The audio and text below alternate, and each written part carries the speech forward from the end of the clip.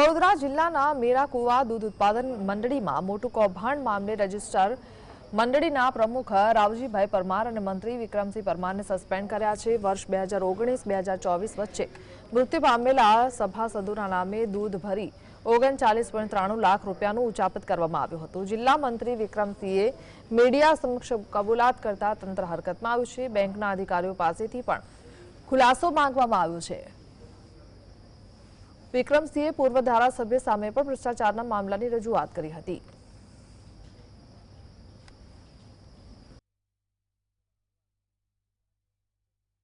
અહેવાલને તપાસતા પ્રમુખ અને મંત્રી અત્યારે અમને જવાબદાર જણાયેલા છે। એટલે ગઈકાલે આપણે પ્રમુખ અને મંત્રી સામે પોલીસ ફરિયાદ કરાવવા માટે બી હુકમ કરી દીધો છે।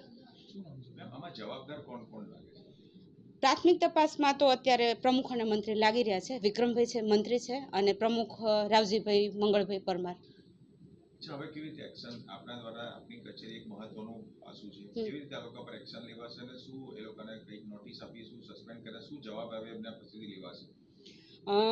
સ્થળ તપાસ અમે કરી હતી, એટલે અમે જોયું કે મંત્રીને આ લોકોએ દૂર કરી દીધો કે ભાઈ મંત્રીએ પોતે બધી વસ્તુ સ્વીકારી છે, પરંતુ સહકારી કાયદાની જોગવાઈ પ્રમાણે મને એવું લાગ્યું કે આમાં એકલા મંત્રી જવાબદાર નથી, એટલે પ્રમુખ બી જવાબદાર જણાવ્યા। એટલે પ્રમુખને અમે અલગથી એક લેટર લખી અને દૂર કરવા માટે